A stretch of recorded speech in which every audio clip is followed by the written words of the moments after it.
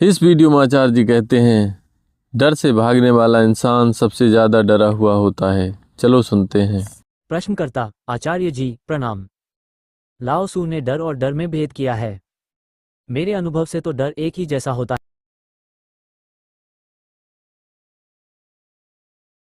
प्रश्नकर्ता: आचार्य जी प्रणाम। लाओ सू ने डर और डर में भेद किया है। मेरे अनुभव से तो डर एक ही जैसा होता है जो मुझे अंदर से कंपा दे। कृपया समझाएं कि जो पहले प्रकार का डर है जिससे हमें डरना चाहिए, वो और दूसरे प्रकार के डर में क्या अंतर है। आचार्य प्रशांत: बहुत अंतर है। डर एक तरह का नहीं होता, साफ साफ दो प्रकार का होता है, ये समझिए। पहले प्रकार के डर से आप परिचित हैं। ये डर कहता है, कहीं ऐसा ना हो कि मुझे वह न मिले जो मैं चाहता हूं, कहीं ऐसा ना हो कि मुझसे वह छिन जाए जो मेरे पास है।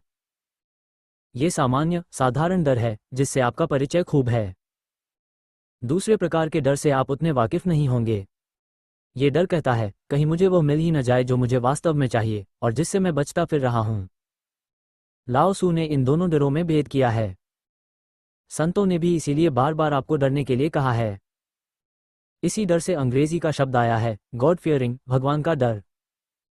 डरना सीखो, उस चीज से डरो जिसे न पाया तो जीवन व्यर्थ हो जाएगा। और अहंकार उसी को पाने से डरता है। हम सब छोटे छोटे डरों में उलझे रहते हैं, लेकिन जो एक सच्चा डर है उसे छुपा रखा है। हम बॉस से डरते हैं, पुलिस से डरते हैं, पति पत्नी, सास ससुर, पड़ोसी, सभी से डरते हैं। हम पूरी दुनिया से डरते हैं। बस जीवन के व्यर्थ चले जाने से नहीं डरते। जीवन की सार्थकता किसमें है? जीवन का अभीष्ट पाने में, मुक्ति पाने में। लेकिन अमुक्त रह जाने से हमें डर नहीं लगता, बाकी सब बातों से डरते हैं। जरा जरा सी चीजें हमें कंपा देती हैं। जो एक अति भयावह घटना हमारे साथ रोज घट रही है, उससे हमारे कानों पर जूं तक नहीं रेंगती। इसलिए जो हमसे प्रेम करते हैं, हमारे हितैषी हैं, वे बार बार कहते हैं, डरो, डरना सीखो। कबीर साहब कहते हैं, भय पारस है जीव को। असली डर आ गया जीवन में तो जिंदगी तत्काल बदल जाएगी, लोहे से सोना हो जाएगी। और असली डर आ गया तो ये सब छोटे छोटे क्षुद्र डर विदा हो जाएंगे। फिर दुनिया से डरना छूट जाएगा। फिर जरा जरा सी बातों में रूह नहीं कांपेगी। एक फोन आया, कांप रहे हैं। बॉस ने थोड़ा सा डांट दिया, रक्तचाप बढ़ गया। बच्चे के अंक कम आ गए, लगा कि संसार ही खत्म होने वाला है। रुपयों पैसों की थोड़ी ऊंच नीच हो गई, रात की नींद उड़ गई। कोई गलती या चोरी पकड़ी गई, मुंह छिपाए घूम रहे हैं। ये सब उसी के साथ होता है जिसे असली डर नहीं लगता। जीव हैं हम, इंसान बनकर पैदा हुए हैं। जीव का अर्थ ही है जो डरा हुआ है। तो कोई यह तो कहे ही नहीं कि मैं भयमुक्त हूं, मैं निर्भय हूं। डरना तो तुम्हें पड़ेगा। अब ये चुन लो कि किससे डरना है। या तो दुनिया की सब मच्छर मक्खियों और क्षुद्रताओं से डर लो, या फिर उस एक से डर लो जिससे डरकर तुम उसे पा ही लोगे। गॉड फियरिंग होने का या भगवान से डरने का अर्थ क्या होता है? अर्थ होता है कि मुझे बहुत डर लगता है इस बात से कि कहीं वो मुझे मिले ना। गॉड फियरिंग होने का अर्थ है the fear of missing out on God. भगवान से डर नहीं लगता, भगवान से दूरी से डर लगता है। और भगवान से मेरा आशय कोई काल्पनिक देवी देवता इत्यादि नहीं है। जब भगवान कह रहा हूं तो मेरा सीधा सीधा आशय सच्चाई से है। आजकल बड़ा चलन है फियरलेसनेस, निडरता का। बार बार कहा जाता है, देखो किसी से डरना मत। कितना भी समझा लो, किसी से डरना मत। जो उससे नहीं डर रहा, ऊपर की ओर इशारा करते हुए, वो नीचे वालों से डरेगा ही डरेगा। तुम दे लो जितनी आधुनिक शिक्षा देनी है, कर लो जितना प्रचार करना है, छाती पीट पीट कर बताते रहो कि साहब हम किसी से नहीं डरते, या हम तो मिलेनियल पीढ़ी हैं, डरना वगैरह हमने सीखा नहीं। डरना इत्यादि सीखा है या नहीं सीखा, वो तो तब पता चलता है जब जिंदगी जरा सी चुनौती देती है। जितना डिप्रेशन आज की पीढ़ी को होता है, उतना इतिहास में कभी किसी को नहीं हुआ। और जितनी बेखौफ और निर्भय आज की पीढ़ी बनती है, उतना कोई और पीढ़ी कभी नहीं बनी। आज की पीढ़ी तो आदर और सम्मान देने को, झुक जाने को भी डर से ही संबंधित मानती है। तो यह न आदर देना जानते हैं, न सम्मान देना जानते हैं, न झुकना जानते हैं, ये सिर्फ कूल हैं। डिप्रेशन अनुकूल नहीं लगता? बार बार आकर बताते हो, हमें तो एंजाइटी हो गई। वो अनुकूल नहीं लगता? वो इसीलिए है जिसका तुम्हें डर लगना चाहिए था, उसके सामने तुम कभी डरे नहीं, झुके नहीं। सिर झुका लेने में, पांव छू लेने में तुम्हें बड़ा अपमान लगता है। जिसका सिर झुकेगा नहीं, उसका सिर फटेगा। और जिसका सिर उसके सामने ऊपर की ओर इशारा करते हुए नहीं झुकेगा, उसको सजा यह मिलेगी कि उसका सिर 100 जगहों पर झुकेगा, बहुत गलीज जगहों पर झुकेगा।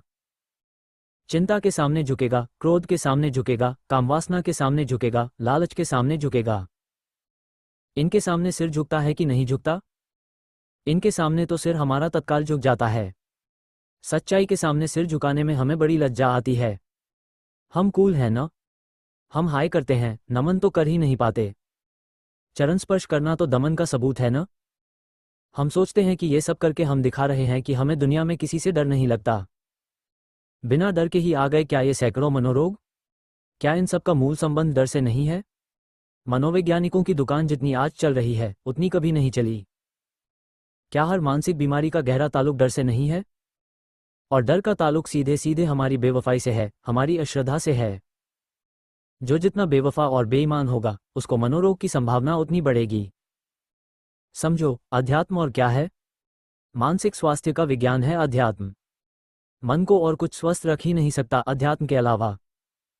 उसी अध्यात्म के अभीष्ट को जो नाम दिया गया है उसे कहते हैं सच्चाई। तो मानो मानसिक स्वास्थ्य की एक ही दवा है। क्या है? सच्चाई।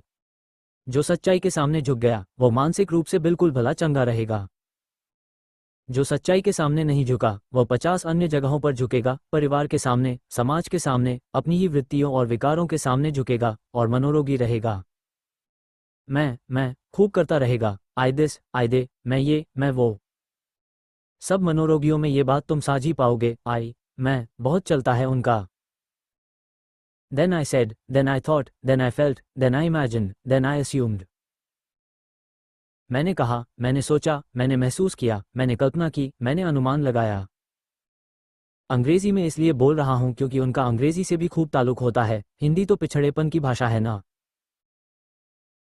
और यह बात मैं यूं ही कल्पना में नहीं कह रहा हूं, सर्वेक्षण करके देख लो। अंग्रेजी भाषियों और देशीय भाषा वालों में तुलना करके देख लो कि मनोरोगों का अनुपात कितना है। जो भजन नहीं गा सकता उसे पगलैंड के अलावा और क्या बोलूं? उसकी मानसिक विकृति तो सामने आ ही गई है, उससे भजन गाए ही नहीं जाते। यहाँ महीने में 4 शिविर होते हैं। हर शिविर में कुछ ऐसे आते हैं, उनको बोलो, बैठो, भजन गाओ। उनके बोल नहीं फूटते। वो अंदर से सख्त हो गए हैं, कड़े हो गए हैं। कुछ आर्द्रता, कुछ नमी उनमें बची ही नहीं है। तुमने गौर किया है, डर में तुम अकड़ जाते हो? गौर किया है? डर में बैठे रहो, डर के बैठे रहो, आधा घंटा, पौन घंटा, और उठोगे तो पाओगे कि अकड़ से गए हो। वो अकड़ गए हैं, वो सूख गए हैं। ज्यादातर जिसे हम प्रगति कहते हैं, तरक्की बोलते हैं, वो कुछ नहीं है, दुनिया का डर है। दुनिया के डर से प्रेरित हुई घटना है। दुनिया को भी जीतने की ज्यादा ललक उसी में रहती है जो दुनिया से डरा हुआ है। यही वजह है कि मनोरोग भी अधिकांशतः प्रगतिशील लोगों में ही ज्यादा पाया जाता है। और यह प्रगतिशील लोग ही हैं जो अधिकांशतः अपने आप को घोषित करते हैं कि नहीं साहब, हमारा धर्म इत्यादि से कोई ताल्लुक नहीं है। हम प्रगतिवादी हैं, हम लिबरल, उदारपंथी हैं। हम चूंकि ऐसे मूर्ख हैं कि दुनिया की 50 चीज़ों से डरते हैं और जो डरने लायक है उससे नहीं डरते, तो फिर बेचारे धर्मों को विचित्र तरीके अख्तियार करने पड़े। किसी धर्म ने कहा स्वर्ग होता है, नरक होता है। गलत काम करोगे तो नरक में पड़ोगे। ये तुम्हें डराया ही जा रहा था। किसी ने कहा कयामत का दिन आता है। गलत काम करोगे तो कब्र से निकालकर तुम्हारा इंसाफ किया जाएगा। ये तुम्हें डराया जा रहा था। ये कृत्रिम तरीके हैं तुम्हें डराने के, क्योंकि स्वस्थ डर हमें पता ही नहीं। और मैं बिल्कुल नाप तोल कर कह रहा हूं, स्वस्थ डर। एक होता है रुग्ण डर और एक होता है स्वस्थ डर। क्योंकि हम स्वस्थ डर जानते ही नहीं, इसलिए फिर धर्मों ने हेवन हेल, स्वर्ग नरक इत्यादि की व्यवस्था करी कि कुछ तो करके इस आदमी में खुदा का खौफ डाला जाए, नहीं तो ये डरता ही नहीं। ऊपर से डरता नहीं और नीचे डर के अलावा कुछ जानता नहीं। अजीब इसकी हालत है। ऋषियों को बड़ा सिर दर्द हुआ। उन्होंने देखा कि एक नई धारा चल निकली है, लोग कहने लगे हैं खाओ पियो मौज करो,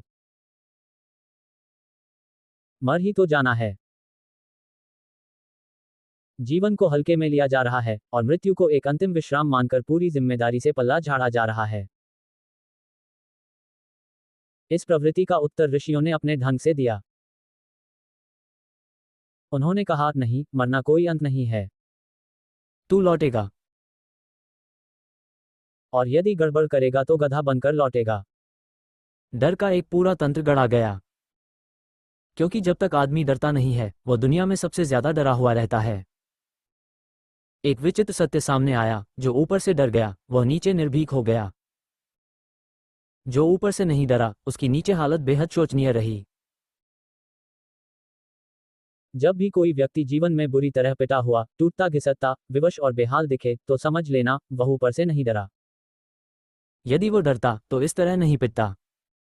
आजकल बात बात में निर्भयता के नारे लगाए जाते हैं, पर यदि अपनी स्थिति दयनीय है तो उसे ईमानदारी से स्वीकार करना चाहिए। इसी स्वीकार से जन्म लेता है स्वस्थ डर। स्वस्थ डर क्या कहता है? वो कहता है कि तुम्हारी हालत खराब है, और यदि इसे ठीक नहीं किया गया तो आगे और भी अधिक कष्ट आने वाले हैं। ये डर बिल्कुल उचित है। ये डर होना चाहिए कि अगर अभी नहीं सुधरे तो जिंदगी बर्बाद हो जाएगी। जैसा कि आचार्य जी ने बताया, जो सच्चाई के सामने झुक गया वही वास्तव में निर्भय हुआ। धन्यवाद।